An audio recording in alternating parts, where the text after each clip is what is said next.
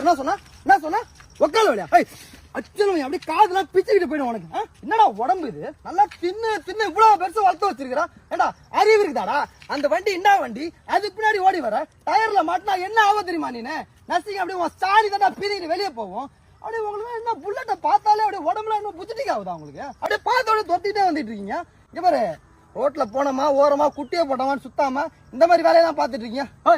என்னடா இங்க பாரு, வாயெல்லாம் கிழிச்சு விடுவான் தெரிதா?